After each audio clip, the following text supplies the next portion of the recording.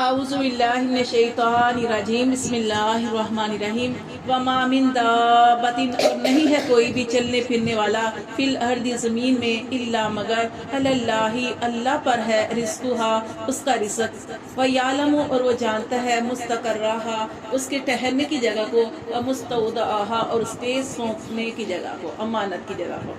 دیکھیں اللہ تعالیٰ فرماتے ہیں وما من دابۃ فی الارض کہ کوئی بھی زمین کے اندر جاندار ایسا نہیں، جاندار کے اندر انسان بھی آ سکتے ہیں اور جانور بھی آ سکتے ہیں، چرند پرند بھی آ سکتے ہیں جس کے اندر جان ہے۔ اللہ فرماتے ہیں کہ کوئی بھی جاندار چلنے پھرنے والا زمین کے اندر ایسا نہیں کہ جس کا رزق اللہ کے ذمے نہ ہو، یعنی جس کو اللہ تعالیٰ نے پیدا کیا اس کو اللہ تعالیٰ نے رزق جو ہے وہ ضرور دینا ہے۔ یہاں تک کہ آپ دیکھیں کہ جب بچہ اس دنیا میں آتا ہے تو اللہ تعالیٰ خود ہی نرم کر دیتے ہیں ماں باپ کے دل کو، ماں کے جسم کے ایک حصے کو، کہ اللہ پہلے ہی انتظام کر دیتے ہیں بچے کی روزی کا، کہ بچہ کچھ کھا نہیں سکتا نا، سخت چیز پی نہیں سکتا، تو اللہ تعالیٰ نے ماں کا ہی ایک حصہ اور اس کے دل کے اندر نرمی ڈال دی، محبت ڈال دی ماں کے اندر، کہ وہ کیسے بچہ صرف روتا ہے تو کیسے اللہ تعالیٰ اس کے لیے پھر اس کی ماں کے دل میں نرمی ڈالتی ہے اور اسے اپنا دودھ پلاتی ہے۔ تو کوئی بھی اب تو وہ ماں کا، اس کے علاوہ کوئی بھی آپ دیکھ لے، جتنے بھی چرند پرند ہیں، یہاں دیکھیں آپ چھوٹی چھوٹی جو یہ چڑیا دیکھ لے، طوطے دیکھ لے، کچھ ایسے ہوتے ہیں جو ماں کا دودھ پیتے ہیں اور کچھ ایسے ہوتے ہیں کہ خود مائیں جو ہے کرنے والی ذات اللہ کی ہے، رزق اللہ دیتا ہے، لیکن وہ ماں کا دل اللہ نے اتنا نرم بنایا کہ خود اپنے بچوں کے منہ میں ڈالتی ہیں، ٹھیک ہے نا۔ تو ایک تو یہ، دوسرا یہ کہ ایک دن کیا ہوا کہ کچھ لوگ جو تھے نبی صلی اللہ علیہ وسلم کی خدمت میں آئے، اور یعنی اس جگہ پہ آئے جہاں پہ آپ صلی اللہ علیہ وسلم رہتے تھے، تو وہاں پہ انہوں نے سنا نبی صلی اللہ علیہ وسلم کے بارے میں، جس میں سے موسیٰ اشعری رحمۃ اللہ علیہ کا نام بھی آپ نے سنا ہوگا۔ تو یہ لوگ جو تھے نا نبی صلی اللہ علیہ وسلم کی خدمت میں حاضر ہوئے، اور یہاں تک کہ گھر کے اندر گئے اور وہاں پہ جا کے انہوں نے ان کو، چونکہ جو کہ ان کے پاس کھانے پینے کا سامان تھا وہ ختم ہو گیا تھا، تو انہوں نے سوچا کہ یہ نبی صلی اللہ علیہ وسلم تو بڑے رحم دل ہیں، نرم دل ہیں، اور ہمارے لیے کھانے پینے کا سامان ختم ہو گیا، تو کیوں نہ ان کی طرف کسی آدمی کو بھیجا جائے اور کھانے پینے کا ان کو کہا جائے کہ ہمارے لیے کچھ انتظام کیا جائے۔ تو وہ کیا ہوا کہ حضرت موسیٰ اشعری رحمۃ اللہ علیہ جو تھے وہ نبی صلی اللہ علیہ وسلم کی خدمت میں گئے بھی نہیں، ابھی دروازے پہ کھڑے ہیں، اور نبی صلی اللہ علیہ وسلم کی آیت پڑھے تھے وَمَا مِن دَابَّةٍ فِي الْأَرْضِ إِلَّا عَلَى اللَّهِ رِزْقُهَا، کہ زمین کے اندر کوئی بھی ایسا نہیں ہے جس کا رزق اللہ کے ذمے نہ ہو۔ دیکھیں یہ ہوتی ہے بات کہ سمجھنے والے جو ہوتے ہیں چھوٹی سی بات کو سمجھ جاتے ہیں۔ ابھی وہ دروازے پہ کھڑے تھے، نبی صلی اللہ علیہ وسلم اس آیت کے بارے میں بتا رہے تھے، تو وہ انہوں نے نبی صلی اللہ علیہ وسلم سے سوال نہیں کیا، وہ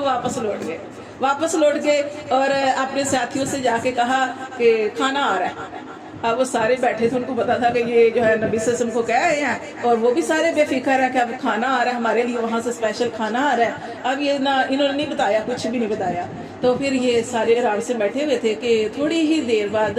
جو تھا وہ دو آدمی آئے، اور اتنا زیادہ کھانا، جیسے کہتے ہیں نا کہ دیگچہ بھرا ہوا، اتنا زیادہ گوشت اور ساتھ اتنا تھال روٹیوں کا بھرا ہوا، تو وہ سارا ان کے پاس آیا۔ اچھا انہوں نے نہیں کہا کہاں سے آیا،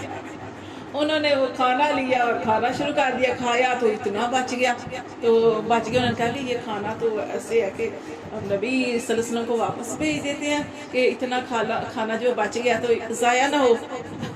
بیچ میں واقعہ کیا نکلا کہ وہ جب نبی پھر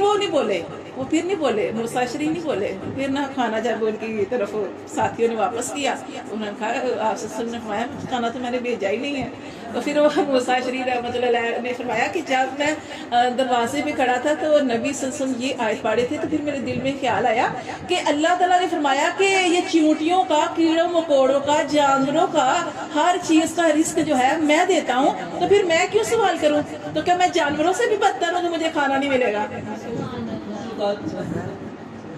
ایک تو یہ واقعہ، دوسرا یہ کہ جب اللہ تعالیٰ نے موسیٰ علیہ السلام کو نبوت دی، اپنی بیوی کے ساتھ آ رہے تھے جب آگ لینے گئے، تو پھر جب ان کو نبوت اللہ تعالیٰ نے فرمایا کہ میں نے آپ کو نبی بنایا ہے، اب آپ کے ذمے جو ہے وہ ڈیوٹی لگائی ہے کہ آپ دین کا کام کریں گے، چونکہ موسیٰ علیہ السلام جو تھے وہ بھی ایک بشر ہی تھے، تو لیکن کیا ان کے دل میں خیال آیا، جیسے ہمارے دل میں بھی خیال آ سکتا ہے کہ ہم دین کا کام کریں گے جیسے لوگ کرتے ہیں تو ہم کھائیں گے کہاں سے؟ کیونکہ آپ نے دیکھا کہ لوگ جو ہے اور کوئی تعلیم ہے نا، یقین کریں میں اتنی پریشان ہوتی ہوں، اللہ تعالیٰ دینے والا ہے کہ آپ کے بچے کہیں پڑھے ہیں نا تو پاس ہوں گے تو آپ ان کو مٹھائیوں کے ڈبے بھیجیں گے، ٹھیک ہے نا، کہ اور نہ بھی بھیجیں گے تو ٹیچریں کہہ دیتی ہیں کہ ہمارے لیے فلاں جگہ کی، میری بیٹی پڑھتی تھی تو میں جس ٹیچر کے پاس ڈالا ہوا تھا ٹیوشن کے اندر، تو وہ نا پہلے بتا دیتی تھی کہ ہم نا فلاں جو ہے وہ وہاں کا بیکری کا لیتی ہیں اور یہ اس طرح مطلب اس طریقے سے۔ تو یہاں پہ ہم کیا کرتے ہیں، جو زیادتی کرتے ہیں، جن کا حق ہوتا ہے ان کو نہیں دیتے، جو دین والے ہوتے ہیں نا وہ جو آپ سے مانگتے نہیں ہیں حق ان کا ہم مارتے ہیں۔ تو یہ اس طرح کے معاملے، تو اب یہ موسیٰ علیہ السلام کے دل میں خیال آیا کہ اللہ نے تو میرے ذمے یہ نبوت کا کام لگا دیا، میں اسی کام کے لیے منتخب ہو گیا ہوں، اب میرے گھر کا جو ہے وہ کیسے چلے گا نظام؟ دل میں خیال آ گیا۔ اللہ تعالیٰ نے موسیٰ علیہ السلام سے کہا کہ موسیٰ یہ ہاتھ میں کیا پکڑا ہوا ہے؟ کہا اللہ عصا ہے۔ کہا کہ اس عصا کو اس چٹان پہ مارو۔ جب چٹان پہ مارا تو جب توڑا تو اس کے اندر ظاہر پتھر نکلا، تو پھر کہا کہ پھر مارو، پھر مارا تو پھر پتھر، پھر مارا تو پھر کہا تیسری دفعہ جب مارا تو ایک کیڑا چھوٹا سا اور اس کے منہ میں سبز پتھر۔ اللہ تعالیٰ کیا بتانا چاہتے تھے کہ موسیٰ 3 پتھروں کے اندر اس کیڑے کو سبز پتا کون دے رہا ہے؟